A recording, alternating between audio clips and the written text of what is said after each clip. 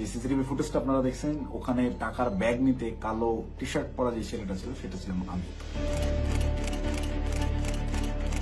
ওয়েস্টিনের নিচে সাদা CF motor বাইকে হেলমেট লাগানো অবস্থায় আমার সাথে কথা বলতেছিলেন একজন উপদেষ্টা। সেই উপদেষ্টা ছিলেন আসিফ মাহমুদ সজীব ভুইয়া। মোহাম্মদপুর থানার মতো একটা ছোট্ট একটা থানার একটা বৈষম্যবিরোধী ছাত্র আন্দোলনের আবার সেই ছেলেপেলে মব ক্রিয়েট করতে গিয়ে ধানমন্ডি থানা ধরা খাইলো, তাদেরকে ছাড়ে আনলো কি? আব্দুর রহমান মাসুদের মতো এত বড় ফিগার, এই ইন্টারন্যাশনাল নেতা ওই রকম লোকজনদেরকে ছাড়াইতে থানায় যায় কেন যায়? খোঁজ করেন, চোখের সামনে দেখতে পাচ্ছেন কারা কারা ধনী হয়ে গেছে, কিভাবে রাতারাতি ফকিরের গোলা কোটিপতি হয়েছে, এটা ওপেন সিক্রেট। এবং এদের এইসব টাকা পয়সা আসছে থেকে এইভাবেই।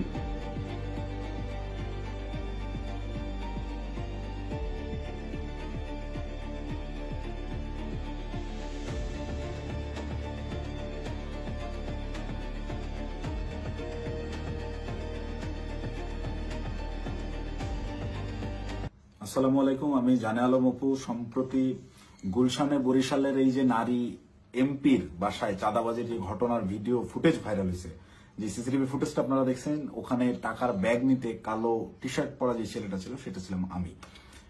আপনারা এই একটি সিসিটিভি ফুটেজের মাধ্যমেই দেখেছেন যে বৈষম্যবিরোধী ছাত্র আন্দোলনের সমন্বয়করা চাঁদাবাজিতে জড়িত। আপনাদের যে সমন্বয়করা গত বছর আন্দোলনে আপনাদের কাছে মহানায়ক ছিল, তারা হয়ে গেল চাঁদাবাজ। কিন্তু আমার কিছু প্রশ্ন আছে। আপনারা কি জানেন যে এই যে টাকা নেওয়ার যে ফুটেজটা, এটা সকাল 9টা থেকে 10টার ভিতরকার সময়ের মধ্যে, তার ঠিক কয়েক ঘন্টা আগে ভোর 5টার সময় ওই জোনের ডিসি ওসি সবাইকে অবগত করে একদম অফিসিয়াল প্রসেসে আইনিভাবে আইন শৃঙ্খলা বাহিনী অর্থাৎ পুলিশ বাহিনীকে সাথে করে নিয়ে স্বামীর সেই বাসায় আমরা অভিযান চালাই। আপনারা কি জানেন সেই অভিযানে যাওয়ার আগে গুলশানেরই কোনো একটা জায়গায় আমার সাথে উপদেষ্টা আসিফ মাহমুদের কথা হয়? কই নিউজ মিডিয়ায় এত কিছু আসলো, এই 2 মিনিটের সিসিটিভি ফুটেজটাই কেন? আগের রাতের গোটা অভিযানের বিষয়টাকে একদম স্রেফ ধামাচাপা দেওয়া হলো কেন? ভোরবেলার সেই পুলিশ সাথে করে নিয়ে যে অভিযান চালানো হয়, 5টা থেকে 6টা পর্যন্ত টানা 1 ঘন্টা শাম্মী আহমেদের বাসায় অভিযান চলে, আইন শৃঙ্খলা বাহিনী সহ। গোটা বাসা তন্ন তন্ন করে খোঁজা হয়, কোথাও শাম্মীকে পাওয়া যায় না। কিন্তু বাসা অভিযান চলাকালীন সময়ে প্রত্যেকটা জায়গায় আমরা বুঝতে পারতেছিলাম এখানে শাম্মী ছিল। তার ব্যবহৃত জিনিসপত্র, বেডের পাশে তার ফোন, তার হেডফোন, তার জুতা, এভরিথিং, তার ভ্যানিটি ব্যাগ, সবকিছু একদম স্পষ্ট বোঝা যাচ্ছিল শাম্মী এই জায়গায় ছিল। সামহাও ইনফরমেশন লিক হয়ে গেছে, সে চলে গেছে। তো যেই 2.5 মিনিটের সিসিটিভি ফুটেজ ভাইরাল করে আমাদেরকে রাতারাতি হিরো থেকে একদম ভিলেন বানানো হলো, যারা এই কাজটা করলো তাদের কাছে আমার অনুরোধ থাকবে এবং চ্যালেঞ্জ করব আমি, যদি সৎ সাহস থাকে আগের রাতের সিসিটিভি ফুটেজটা আপনারা ফাঁস করেন, দেখি কে ফোন করছে, কার কলে, কিভাবে শাম্মীর বাসা থেকে বেরোইছে, এবং আইন শৃঙ্খলা বাহিনীর সাথে আমরা যে অভিযানে গেলাম সেখানে আমাদের ভিতর কি কি কথা হয়েছে। আমরা চাঁদাবাজ কিভাবে হলাম? চাঁদাবাজি তো করি নাই। আমাদেরকে পরের দিন সকালবেলা এটা যোগাযোগ রিয়াদের সাথে করছে, রিয়াদের সাথে যোগাযোগ করে রিয়াদকে ডেকে পাঠাইছে তারা। রিয়াদ আমাকে ফোন দেয়, ফোন দিয়ে ডেকে নেয় যে ভাই ওই বাসায় একটু আসতে হবে। তো সে আমাকে প্রাথমিকভাবে জানায় যে শাম্মী যায় নাই, এটা এখনো আমাদের কাছে তথ্য আছে, আমি বাসায় নজরদারি করতেছি, আপনি তাড়াতাড়ি আসেন। আমি ইমার্জেন্সি যাই। যাওয়ার পরে রিয়াদ আমাকে নিয়ে ভিতরে যায় এবং বলে যে ভাই উপর থেকে ডেকে পাঠাইছে বলার পর আমরা ওকে তাহলে চল। আবার যাওয়ার আগে একটু আটকাইলাম যে অন্যরা আসুক। পরে বেশ কয়েকজনকে ফোন দিল রিয়াদ, দিয়ে বলে যে ভাই সবাই ঘুমিয়ে গেছে, কেউ আসতেছে না। তো অগত্যা আমি ওর সাথেই গেলাম। সিঁড়িতে রিয়াদ আমাকে টাচ দেয় যে ভাই ওরা কিছু টাকা পয়সার কথা বলছে, পোলাপানরা চাপানি খেতে টাকা পয়সা দিবে। তা আমি স্বাভাবিকভাবেই মাইন্ডসেট করে নিছি, আমরা রাতে যে কজন আসছিল আর পুলিশ সব মিলে সর্বোচ্চ 40 জন হবে। তো পুলিশদেরকে বাদ দিলে এটা 15-20 জন বা 30 জন সর্বোচ্চ। এই কত বা দিবে, 50,000 1 লাখ টাকা হয়তো বা দিবে। এইটা একদম নর্মাল থট থেকে ভাবছি। এই ভেবেই আমি ওর সাথে ভিতরে যাই। ও আমাকে বলে দিছে যে আমি বলছি যে আমি ভাই এগুলা আমার মন সাইদের, আমি কথাবার্তা বলতে পারি না। বলে আপনার কথা বলতে হবে না, আপনি রাতে খুব ভালো রোল প্লে করছেন, আপনারা ওরা ভয় পাবে। আপনি যেভাবে সব জায়গায় খোঁজাখুঁজি করছেন, চিল্লাচিল্লি করছেন, আপনারা ওরা ভয় পাবে। আপনার ফেসটা খালি দরকার, আপনি খালি আমার সাথে তাল মেলাবেন, বাকিটা আমি দেখবো। তো আমি যে গেছি তার সাথে, একটু আমার ভিতরেও ওই সময় হয়তো লোভ আসছে, আমি নিজেকে কন্ট্রোল করতে পারি নাই, বা ওই মুহূর্তে সঠিক ডিসিশনটা কি হবে আমি নিতে পারিনি। খুব ইনস্ট্যান্ট, সিঁড়িতে উঠতেছি আর 2 ধাপ গেলে আমি বাসার দরজায় চলে যাবো, এতটুকু সময়ের ভিতরে আমাকে সিদ্ধান্ত নিতে হয়েছে। তো এটা আমার ভুল সিদ্ধান্ত হয়তো বা ছিল। ভিতরে গেলাম, গিয়ে বসলাম।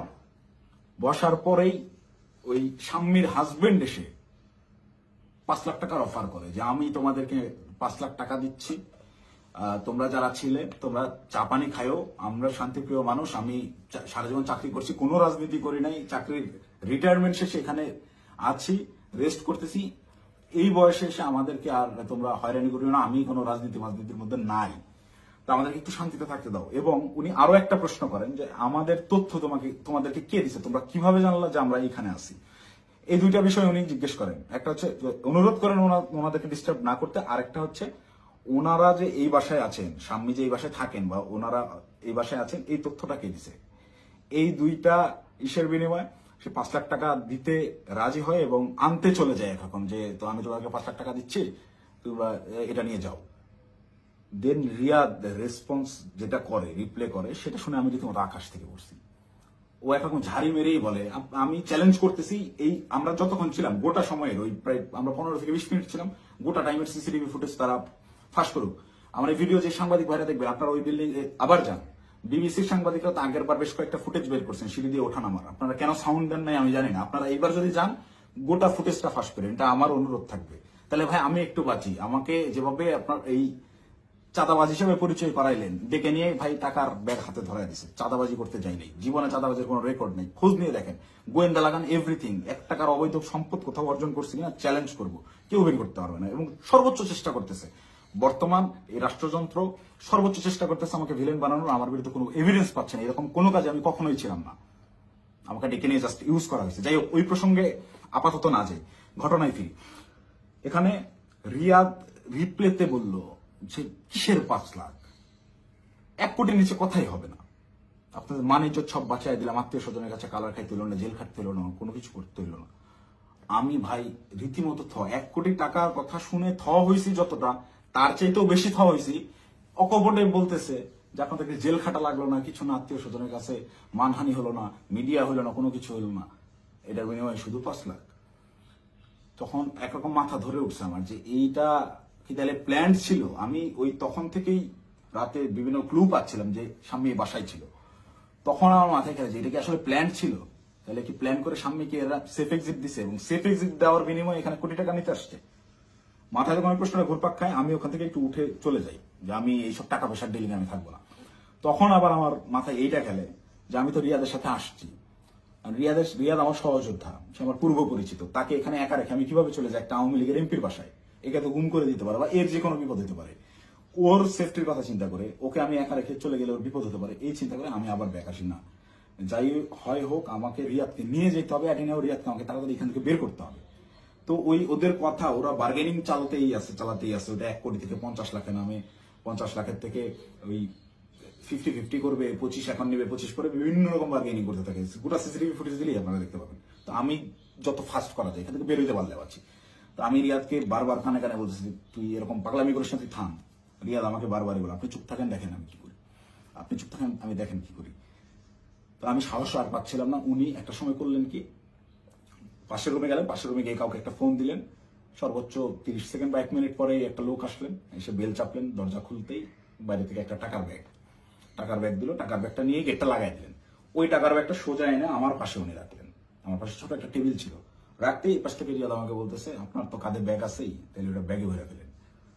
তো আমার ব্যাগের ভিতরে খাবার ছিল, আমি সারা রাত ধরে জেগেছিলাম, এখানে অভিযান চালাই বাসায় যাচ্ছিলাম, খাওয়া দাওয়া করিনি, সকালে খাওয়ার জন্য খাবার কিনছি, খাবারটাও খাইতে পারিনি। এই খাবারটা বের করে রেখে টাকাটা ব্যাগে বললাম ভরে, আমি রিয়াদকে বলতেছি চল উঠি। রিয়াদ তখন নতুন আবার কাহিনী শুরু করলো যে না, এই 10 লাখ টাকা নিয়ে যাওয়া যাবে না। সে তখন বিভিন্ন ইনে বিনে আরো টাকা দেন, আপনি টাকা লাগলে ম্যানেজ করেন, সে টাকা ছাড়া উঠবেই না। তাকে একরকম অনুরোধ করে আমি এই জায়গা থেকে তুললি যে ভাই তুই আর ঝামেলা বাড়াইস না, তুই চল, আর তুই যদি বেশি ঝামেলা করিস তাহলে আমি এই টাকার ব্যাগও ফেলাই আমি চলে যাই, তুই একা হ্যান্ডেল করবি। কারণ এখানে টাকা পয়সা এরকম তুই কোটি টাকা নিবি এটা আমাকে বললাম না। এটা যদিও আমি বাইরে এসে বলছি লাস্টের লাইনটা। রিয়াদও দেখি আমি যখন বলছি আমি চলে যাবো তোকে ফেলে, তখন রিয়াদ একটু ভয় পেয়েছে এবং রিয়াদ আমার পিছু পিছু চলে আসে। তো বাইরে আসার পরে রিয়াদ আমার সাথে একরকম প্রচন্ড রাগারাগি শুরু করে যে ধরেন আপনি কি পাগল নাকি, আপনার জন্য হইলো না, আপনি মাত্র 10 লাখ টাকা নিয়ে চলে আসলেন কেন। আমি ওরে উল্টা ঝাড়ি মারতেছি, বেটা তুই পাগল নাকি, একটা মানুষের বাসায় গিয়ে ওখানে ক্যামেরা আছে, এই আছে, সবকিছু আছে, একটা মানুষের বাসায় মানুষ কি কোটি টাকা ঘরে রাখে, তুই একজন মানুষের বাসায় যে আন্দাজে বলতেছিস আমাকে 1 কোটি টাকা দিতে হবে। লোক বলতেছে টাকা নাই, তুই বলছিস ম্যানেজ করে এনে দেন। এটা তো পাগলামি ছাড়া কিছুই না, তুই কি অন্ধ হয়ে গেছিস, তোর কি বিবেক বুদ্ধি নাই হয়ে গেছে টাকার লোভে। ভাই ভাই তো আমার 1 কোটির কথাই বলে দিছে। আমি মানে প্রশ্ন যে করব কোন ভাই, এটা প্রশ্ন করার আগে দেখি রিয়াদের চোখ মুখ শুকায় গেছে। মানে সেও আতঙ্কিত, তাকে 1 কোটির কথা বলে দেওয়া হয়েছে। এই 1 কোটি কেন আনা হইলো না, বা আমি যে বাধাগ্রস্ত করছি আমার জন্য সে 1 কোটি আনতে পারলো না, এটার জন্য সে আমার উপরে বিরক্ত এবং সে নিজেও নার্ভাস। রিয়াদের চোখে মুখেও দেখি চিন্তার ছাপ। পরে আমি বললাম কোন ভাই, কখন বললো তোরে, কার সাথে কথা বলছিস আমি যাওয়ার পরে। বলছে রাতে কোন ভাই আসছিল দেখেন নাই। তখন আমি 30 সেকেন্ডের মতো চুপ করে থাকি, ভাবতে থাকি। যখন রাতে কোন ভাই আসছিল এইটার সমীকরণটা আমার মাথায় মেলে এবং রিয়াদকে আমি বলি যে ভাইয়ের সাথে কথা বলে আসলাম তুই কি সেই ভাইয়ের কথা বলতেছিস। রিয়াদ বলে হ্যাঁ। কয় আপনি বুঝতেছেন না ওখানে ক্যামেরা আছে, সবকিছু আছে, সবকিছুর সামনে আমি 1 কোটি টাকার সাহস করতেছি, এটা কি এমনি। তখন আমার কাছে একটু হলেও বিশ্বাসযোগ্য মনে হচ্ছে না আসলে এইটুকু একটা ছেলে ও 1 কোটি টাকা চেয়ে ফেলছে, ক্যামেরা আছে এটা জেনে সহ ও জানে। কিন্তু এই বাসায় আমরা 3-4 ঘন্টা আগেও পুলিশ সহ অভিযান চালাই গেছি, বাসার কোথায় কি আছে সব জানা। ও খুব ভালো মতো জানে এখানে সিসিটিভি ক্যামেরা আছে, সব রেকর্ড হচ্ছে। তারপর ও বিন্দু পরিমাণ ভয় ছাড়া ও অকপটে 1 কোটি টাকা চেয়ে ফেলছে। তাহলে অবশ্যই ওর কথার কিছুটা হইলেও সত্যতা আছে, ওর পেছনে ওই রকম ব্যাকআপ আছে। তো আমি একরকম মন খারাপ করে চলে যাচ্ছি, আমার মাথায় কিছু কাজ করতেছে না। তো রিয়াদ আমাকে জোর করে টেনে রিক্সায় তুলে ওই টাকার ব্যাগ সহ ঢাকার বিভিন্ন জায়গায় ঘোরাঘুরি করতে গেছে। আমাকে বিভিন্নভাবে কনভিন্স করতে গেছে, ভাই উনি তো বলছে। আমি নেমে আসার পরেও রিয়াদ গেটে ছিল, ওদের সাথে বার্গেনিং করে আসছে, 2 দিন সময় দিয়ে আসছে যে 2 দিন পর আমরা আবার আসবো, এটা বলে আসছে। তো আমাকে বলতেছে ভাই ওনাকে 2 দিন সময় দিয়ে আসছি, 2 দিন পরে কিন্তু আসতে হবে, আমাদেরকে টাকা তুলতে হবে। আমি ওর কথা বাড়াইলাম না, বললাম দেখা যাবে। আমি খালি চাচ্ছিলাম এখান থেকে আমি কাটতে পারলে পারছি, আমি কিসের মধ্যে পড়ে গেছি। এইভাবে রিয়াদ চলে গেল ওখান থেকে ওই ওর বাসার দিকে। খুব সম্ভবত এটা মধ্যপাটা বৈঠাখালী নামের একটা জায়গায় যাবে, সেই জন্য একটা সিএনজি নিল এবং আমাকে ছেড়ে দিল। আমি আমার মতো চলে গেলাম এবং যাওয়ার সময় আমি ওকে জিজ্ঞেস করলাম তুই টাকাগুলা কি করবি। ও বলছে ভাই পোলাপান যেগুলো আসছে পোলাপানদেরকে দিতে হবে, তারপর ওই বাকি টাকাও তুলতে হবে, সব টাকা একসাথে তুলে তারপরে তো এটা ভাগাভাগির হিসাব। আমরা টাকাই তো তুলতে পারলাম না, এটা তো যা দিচ্ছে এটা তো আজকের পোলাপানেরই খরচ, পোলাপানের চাপানি খাইতে দিচ্ছে। আমি একটু চিন্তায় পড়লাম, তারপর আমি বললাম তাহলে পোলাপানদের দিয়ে দিস। ও বলছে ওকে, বিকালবেলা ইনশাল্লাহ এটা ভাগাভাগি করব, আপনাকে ফোন দিয়ে জানাবো। তো বিকালে আমি তো এর মধ্যে আমি বেশ কয়েকজনের সাথে রাতে যারা ছিল তাদের বেশ কয়েকজনের সাথে যোগাযোগ করি এবং তাদের কথাবার্তা আমি সরাসরি স্বীকার করি নাই বা বলি নাই যে রিয়াদ এরকম করছে। তাদেরকে আমি বিভিন্নভাবে ঘটনাটা সম্পর্কে অবগত করার চেষ্টা করি, যেহেতু এরকম কিছু হয়েছে কিনা বা রিয়াদ কোনো টাকা পয়সা দিয়েছে কিনা। তো সবাই অস্বীকার করতেছে, মানে যারা আসছিল এই অভিযানটা চালাইতে তারা কেউ এই বিষয়ে অবগতই না। তার মানে এখানে ওই যে আমাদের গ্রুপে ইনফরমেশন দেওয়া হলো অমুক বাসায় আওয়ামী লীগের এমপি আছে বলে ছাত্রদেরকে চেতায় দেওয়া হলো, চেতায় দিয়ে এই ছাত্রদেরকে মব করতে পাঠানো হলো। ওখানে ছাত্রদেরকে পুলিশ বাহিনী সহ ওই এমপির বাসায় পাঠাইয়া ওই পরিবারকে ভয়ভীতি প্রদর্শন করা হলো। করার পরে ছাত্ররা সবাই যে যার মতো বাসায় চলে গেল। তারপরে চাঁদাবাজের দল চাঁদাবাজি করতে আসলো। ঘটনা এইটাই। এখান থেকে মাঝখান থেকে সাধারণ ছাত্ররা ব্যবহৃত হইল। এই ব্যবহারের তালিকায় সেদিন আমিও পড়ছি, আমিও ব্যবহৃত হয়েছি এবং বিভিন্ন সময় বিভিন্ন ঘটনায় এরা এইভাবে বিভিন্নভাবে ছাত্রদেরকে ব্যবহার করে এইসব করে। তারপর বিকালবেলা রিয়াদ আমাকে ফোন দেয়, ফোন দিয়ে ডাকে হচ্ছে রামপুরায়। তো এমনিতেই আমি হাতিরঝিলে যেতাম, তারপরের দিন আমাদের বেসরকারি বিশ্ববিদ্যালয়ের প্রোগ্রাম হাতিরঝিলে, সেই প্রোগ্রামের বাস্তবায়ন কমিটিতে ছিলাম, ভেন্যু পরিদর্শনের জন্য যাওয়ার কথা। এমনিতেই যাইতাম, তো ওর কথা শুনে আমি একটু হাতিরঝিল থেকে আগায় গেলাম রামপুরার দিকে। তো ওর সাথে যখন যাই সে আমাকে বিভিন্নভাবে কনভিন্স করার চেষ্টা করে যে ভাই আপনি অপ্রস্তুত হয়ে পড়ছেন এটা বুঝছি, কিন্তু এটা এভাবেই হয়, এরকমই, আপনি বলার জন্য আপনি জানেন না।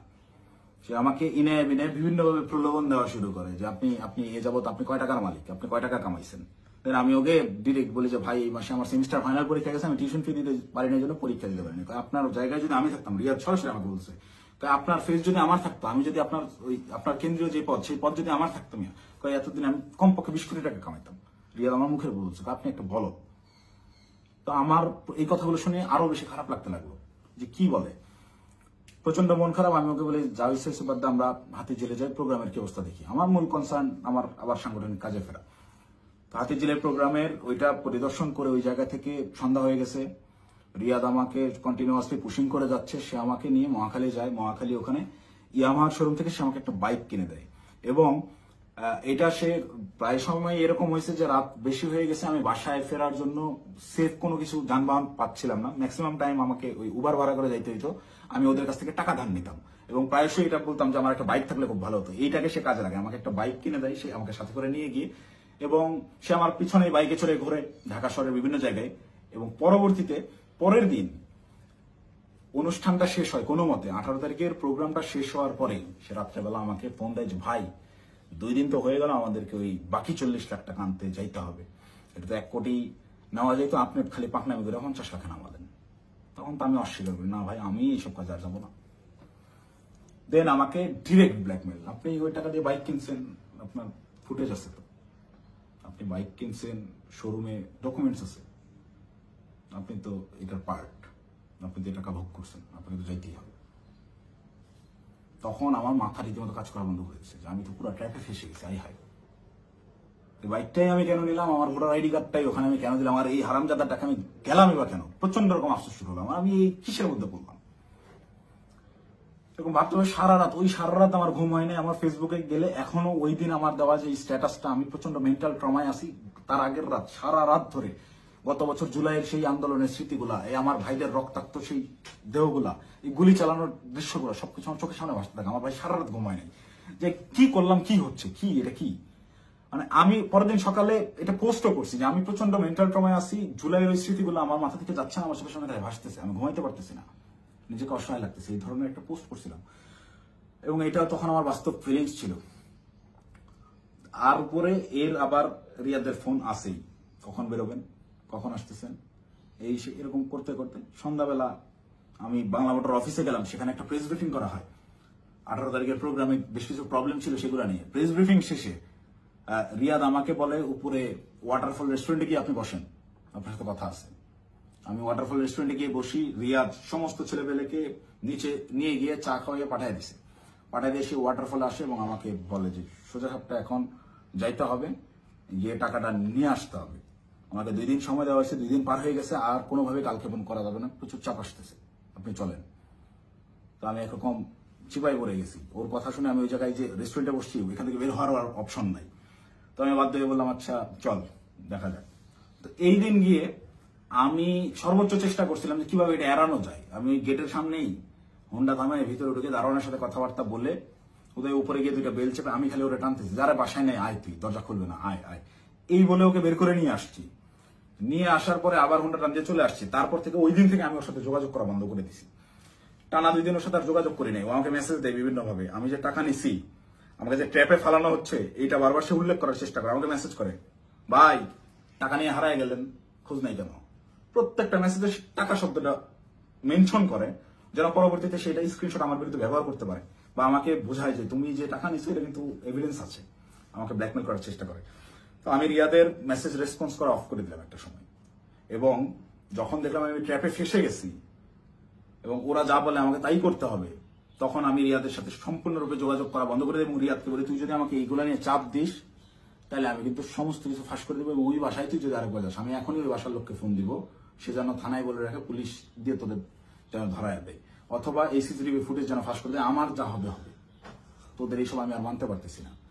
দেন রিয়াদও ভয় পেয়ে যায়, একরকম ও আমাকে থ্রেট মনে করা শুরু করে। ও দেখে রিয়াদ আর ভয় আমার সাথে যোগাযোগ করতেছে না। এবং সর্বশেষ যে ঘটনাটা ঘটে, রিয়াদ যেদিন ধরা খায় সেই দিন সে আমাকে না জানাই গেছে, সে আমাকে থ্রেট মনে করা শুরু করে। এবং এইটা সে তার উপর লেভেলের যে ভাইরা আছে, যে ভাইরা তাকে নিয়ন্ত্রণ করে, সেই ভাইদেরকে সে জানায় যে অপু এটা পজিটিভলি নেয় নাই, প্রচুর সমস্যা করতেছে।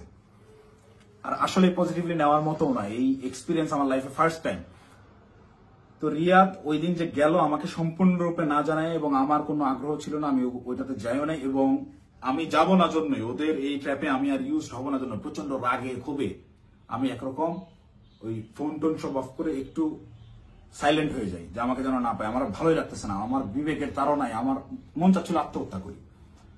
মানে আমার কিছু করার নাই, ওরা ব্ল্যাকমেল করা শুরু করছে, আপনি হুন্ডা কিনছেন, এই করছেন সেই করছেন।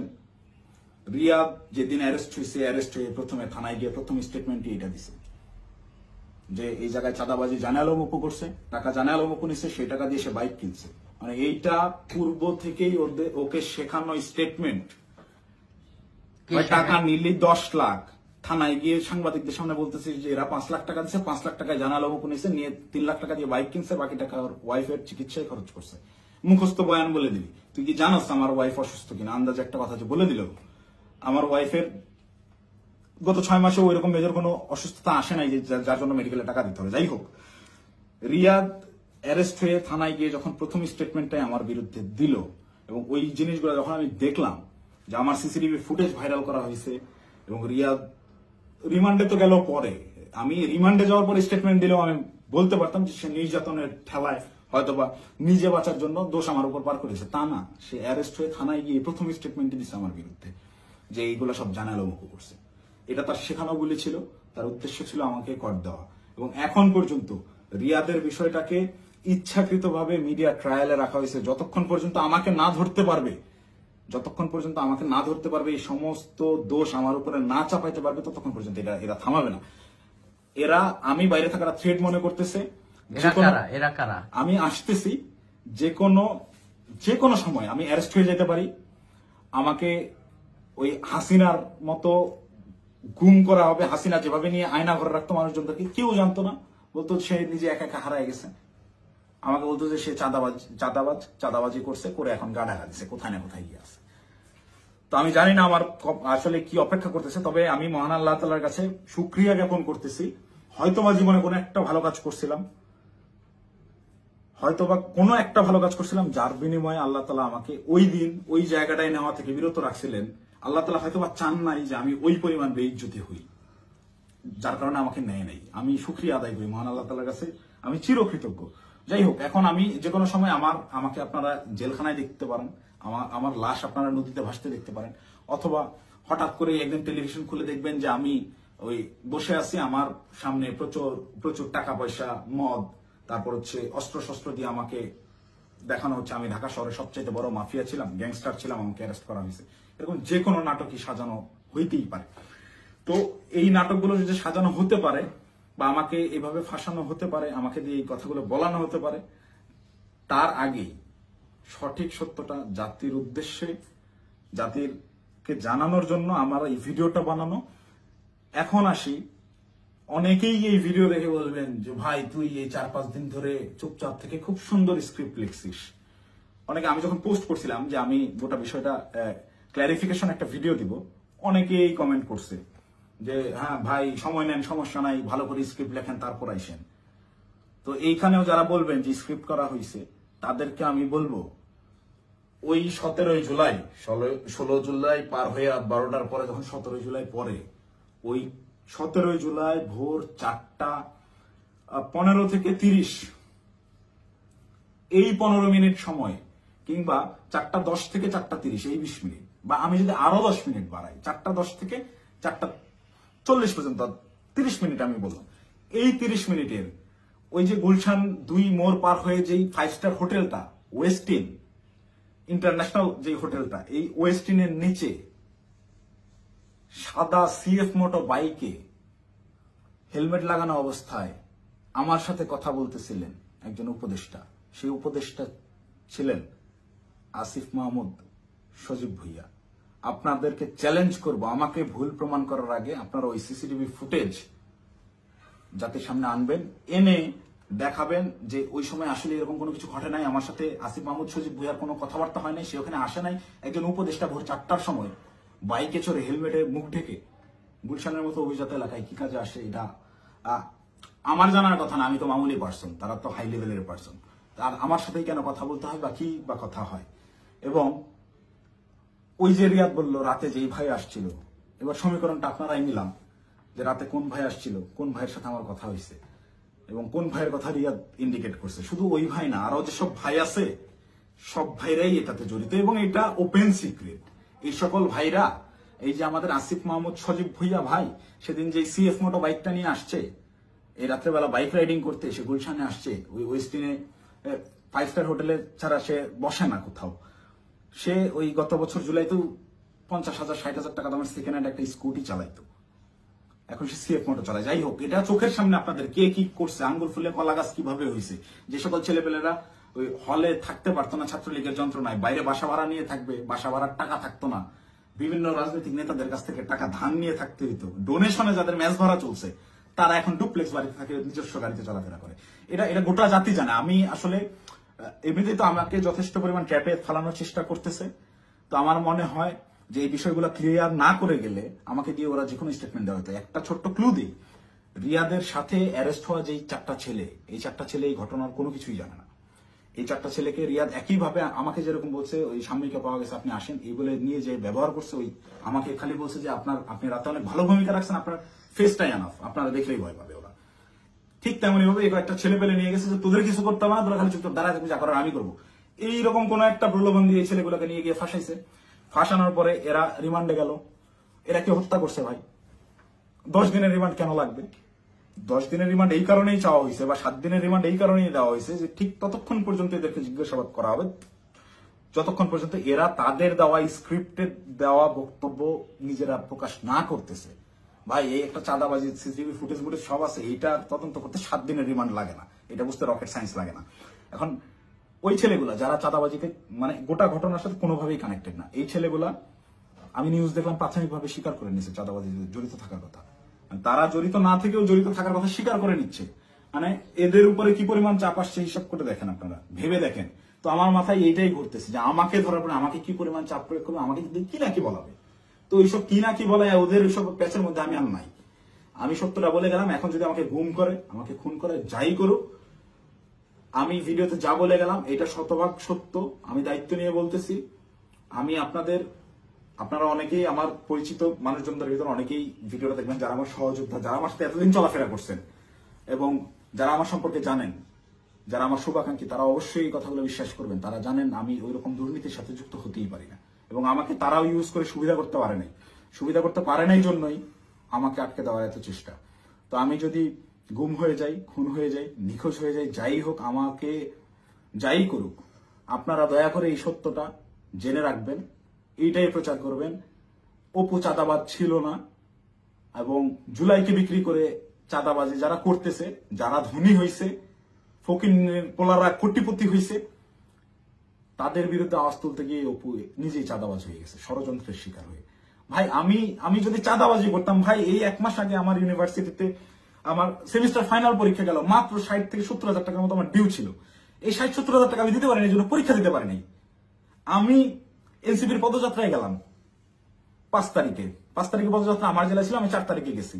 আত্মীয় স্বজন, বাসার ফ্যামিলি মেম্বার সবাই জানে যে আমি আমার জেলায় সমাবেশ, এই কারণে আমি পরীক্ষা দিচ্ছি না। আসলে আমি টাকার অভাবে পরীক্ষা দিইনি। আপনার ইউনিভার্সিটিতে খোঁজ নিয়ে দেখেন, আমার পোর্টালে গিয়ে দেখেন আমার ডিউ কত টাকা। আমি রেজিস্ট্রার স্যারকে মেইল করছিলাম যে স্যার আমাকে পরীক্ষা দেওয়ার পারমিশন দেওয়া যায় কিনা, তারা আমাকে পরীক্ষা দেওয়ার পারমিশন দেয় নাই ডিউ রেখে। আমি এনসিপির সমাবেশে যাই 4 তারিখ, আমার বউয়ের কাছ থেকে 4,000 টাকা ধার নিয়ে যাই এবং ওই টাকা শেষ হওয়ার পরে আরেক ফ্রেন্ডের কাছ থেকে 2,000 টাকা ধার আনি। এভাবে ধার দেনা করে চলা লোক আমি যদি চাঁদাবাজি করতাম, ওদের মতো কোটি কোটি টাকার মালিকই হইতাম, ওদের সাথে লিয়াজু করে এইসব করতাম, আমাকে এত কষ্ট দিন যাপন করতে হইতো না। তো আমাকে চাঁদাবাজের যে নাটক করে আমাকে চাঁদাবাজ বানায় ভিলেন বানানো হইলো এদের জন্য, এদের সাথে থেকে জুলাই এইরকম সংগ্রাম করছি, মানে আমার মাথায় খেলে না। আমি জুলাইতে, আপনারা যারা আমাকে আগে থেকে চেনেন তারা দেখছেন কিভাবে আমি একদম মুমূর্ষু অবস্থায় হাসপাতালে 13 দিন 14 দিন পড়েছিলাম। 30% 40% রিকভার করছি। অর্ধেক অসুস্থ অবস্থায় হাসপাতালের বেড থেকে চিকিৎসাধীন অবস্থায় আমি উঠে গিয়ে আবার আন্দোলনে যোগ দিয়েছি। আমার মন মানতেছিল না, আমার বিবেক কোনোভাবেই থামতেছিল না, আমার মস্তিষ্ক মাঠেই পড়েছিল না, আমার ভাইদেরকে হত্যা করতেছে, এটা আমি মানতে পারবো না। তো একইভাবে এই চাঁদাবাজের ঘটনায় যেভাবে আমি ফেসে গেলাম, আমার মাথায় এটাই ঘুরছে, না এটাতে আর সায় দেওয়া যায় না, এটা আমি সায় দিতে পারবো না। সেদিন থেকেই আমি বিরূপ আচরণ শুরু করি, এইসব চিন্তা ভাবনা আমার মাথায় ঘুরতে থাকে। আমি ওই জুলাই যে সংগ্রাম আপনাদের জন্য করছিলাম সেই সংগ্রাম সবসময় জারি রাখবো। আমি কখনো চাঁদাবাজি করি নাই ভাই, ওইটা আমার রক্তে নাই। আমার মায়ের ফোন গত 8 দিন ধরে আমি ধরার সাহস করি না। আমার মামাকে কন্টিনিউয়াসলি ফোন দিয়ে যাচ্ছে। আমার আম্মা আমাকে ওই শিক্ষা দেয় না, আমার বাবা আমাকে ওই শিক্ষা দেয় না। আমি মার ফোন ধরে যে হ্যালো বলবো, এই হ্যালো বলার সাহস আমি করতে পারিনি এখন পর্যন্ত। আম্মুকে আমি হ্যালো বলার পরে উত্তরটা কি দিব? আমাকে আপনারা চাঁদাবাজ বানায় দিলেন ভাই। আমার মাথায় গেল। আমার ওয়াইফ আমাকে ফোন দিয়ে বলতেছে যে আমার হাজবেন্ড চাঁদাবাজি করে, এটা আমাকে দেখতে হইলো। এটা দেখার আমি আত্মহত্যা কেন করলাম না, আমার মৃত্যু কেন হলো না? তুমি দয়া করে এই মুখটা তোমার আমাকে আর দেখাইবা। আমি আমার ওয়াইফের ফোন এখন পর্যন্ত আর ধরার সাহস করি না, ওই যে ফোনটা কাটছি।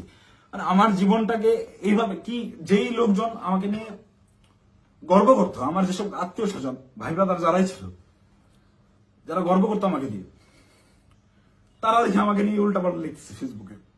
যে সকল লোকজন বিভিন্ন রকম কাগজপত্র, অমুকের মামা, তমুকের খালা, অমুকের বউ, এরে ট্রান্সফার, ওরে প্রমোশন, আমার বাসায় ভাই কমপক্ষে 100 জন বিশেষ ক্যাডারের সিভি বইরা আছে, যারা আমার পিছে পিছে ঘুরছে, এই কাজ করে দেবো, ওই কাজ করে দেবো। এইসব লোকজন কোটি কোটি টাকার অফার, এগুলো কাজ আমি করি নাই জীবনে, করে সচিবালয় গিয়ে তদবির করি নাই। এদের কোনো প্রবলেম না। আমার এগুলো আমি বলে রেখে যান, দেখা যাবে হোয়াটসঅ্যাপে মেসেজ ভাই দেখতেছি, পরের দিন থেকে আমি ইগনোর করি রীতিমতো।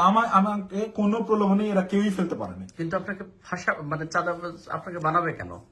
চাঁদাবাজ বানাবে কেন? এই যে আমাকে ঘটনাটাই সিস্টেমেটিক্যালি রিয়াদ আমাকে ইনভলভ করে ফেললো। রিয়াদ তো আর জানতো না যে আমি এইভাবে রিয়াক্ট করে ফেলবো। রিয়াদ এটা কন্টিনিউয়াসলি করে।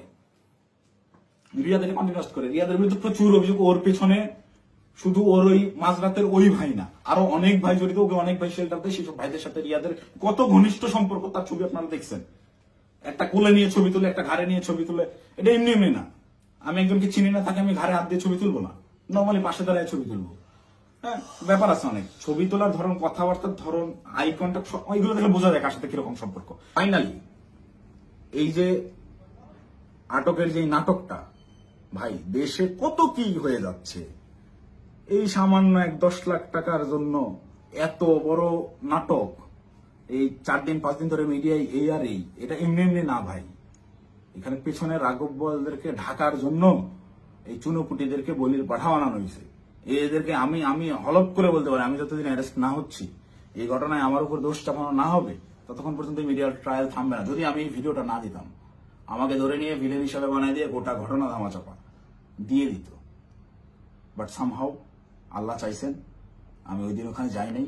এবং আমি না যাওয়ার কারণটাও এই সত্যটা জেনে যাওয়া। আমি যখন এই সত্যটা জানছি, তখন থেকেই আমার বিবেকের তাড়নায় আমি একরকম আমার মাথা পাগল হয়ে গেছিল। একবার আমার আত্মহত্যার সিদ্ধান্ত নিচ্ছিলাম, একবার কি করবো ভেবে পাচ্ছিলাম যে আমি কোথায় এসে পড়লাম। এখন এরা আমাদেরকে দিয়ে, এরা আমাদের ছাত্রদেরকে ইউজ করে এইভাবে মব ক্রিয়েট করে চাঁদাবাজি করতেছে। আরে ভাই, এই ছাত্রদের রক্তের উপরে যারা এরা উপদেষ্টা হয়েছে, মানে নর্মাল থিঙ্কিং করেন। আপনি যখন এটা ভাববেন, আপনি ওই দিনগুলো যখন স্মরণ করবেন, আপনার চোখের সামনে একজন গুলি গেছে, রাস্তায় রক্ত পড়ে আছে, রক্তটা আপনার চোখের সামনে ভাসতেছে। এই রক্তের উপর দাঁড়ায় থাকা একজন লোক যখন এই রক্ত যারা ঝরাইছে সেই সকল ছাত্রদেরকেই আবারও ইউজ করে স্বার্থ হাসিল করতেছে। আমি তো মিথ্যা কথা বলতেছি না। খোঁজ করেন, চোখের সামনে দেখতে পাচ্ছেন কারা কারা ধনী হয়ে গেছে, কিভাবে রাতারাতি ফকির নির্বলা কোটিপতি হয়েছে। এটা ওপেন সিক্রেট। এবং এদের এইসব টাকা পয়সা আসছে থেকে এইভাবেই প্রত্যেকটা গ্রুপ। এই যে মোহাম্মদপুর থানায় আহ্বায়কে গ্রেফতার হইল, মোহাম্মদপুর থানার মতো একটা ছোট্ট একটা থানার একটা বৈষম্যবিরোধী ছাত্র আন্দোলনের আহ্বায়ক, যে ভোলা থেকে উঠে আসছে একটা ছেলে, সবাই মাত্র পলিটেকনিক পাশ করে আসছে, অনার্সে ভর্তি হয়েছে, বিএসসি করতে ভর্তি হয়েছে। এই ছেলে ঢাকা ইউনিভার্সিটিতে পড়ুয়া স্টুডেন্টের কাছে 1 কোটি টাকা চাঁদা চাচ্ছে। আর সেই ছেলে পেলে মব ক্রিয়েট করতে গিয়ে ধানমন্ডি থানা ধরা খাইলো, তাদেরকে ছাড়া আনলো গিয়ে আব্দুল হান্নান মাসুদের মতো এত বড় ফিগার। আব্দুল হান্নান মাসুদ তো এখন ইন্টারন্যাশনাল নেতা হয়ে গেছে। সে একটা সেদিন একটু ইসে দেখলাম, সে বলছে আমাকে দেশের সবাই চিনে, ইন্টারন্যাশনাল নেতারাও চিনে, সে ইন্টারন্যাশনাল নেতা হয়ে গেছে। তো এই ইন্টারন্যাশনাল নেতা ওই রকম লোকজনদেরকে ছাড়াইতে থানায় যায়। কেন যায়? ওই রাব্বি নাম ছিল ছেলেটার, মোহাম্মদপুরের রাব্বি, ওই রাব্বি যদি কট খায় ওই জায়গায়, আব্দুল হান্নান মাসুদের নামটা ফ্ল্যাশ হয়ে যায়। অ্যাড এনি হাও আব্দুল হান্নান মাসুদকে, ওই রাব্বিকে সেভ করতেই হবে, কিচ্ছু করার নাই। সে মিডিয়ার সামনে ওই জায়গায় তোপের মুখে পড়ছে হান্নান মাসুদ, তাও রাব্বিকে ছেড়ে আসে নাই। পুলিশের সাথে নেগোসিয়েশন করে নিয়েই আসছে রাব্বিকে তার ছাড়বে না। কিন্তু এই ঘটনাটাই আমি তো ধরা ছোঁয়ার বাইরে ছিলাম। রিয়াদকে তারা সেট দিলেও আমি তো বাইরে ছিলাম, যে কোনো মুহূর্তে ফাঁস করতে পারি। এই ভয়ের জায়গা থেকে রিয়াদকেও আর বাঁচায় নাই যে দুইটাকেই আটকাতে হবে। আমাকে ধরার জন্য সর্বোচ্চ চেষ্টা করতেছে। আমি কতক্ষণ বাইরে থাকবো, কতক্ষণ টিকে থাকবো আমি জানি না। যে কোনো সময় আমার যে কোনো কিছু হয়ে যেতে পারে। তো আমি গোটা জাতির কাছে সত্যটা বলে গেলাম, এবং সেই দিন সিদ্ধান্তহীনতায় হোক কিংবা লোভের বশবর্তী হয়ে হোক, আমি যে ভুল কাজটা করে ফেলছি, রিয়াদের প্ররোচনায় করে ওই জায়গায় বাসায় ওনাদের দেওয়া ওই টাকাটা হাতে নিয়েছি, এইটার জন্য আমি গোটা দেশবাসীর কাছে ক্ষমা প্রার্থী, এবং আমি আমার দোষ স্বীকার করে নিচ্ছি। এবং আমি প্রচলিত আইন অনুযায়ী, যেহেতু আমার নামে মামলা হয়েছে, আমি বিচার ফেস করতে রাজি আছি।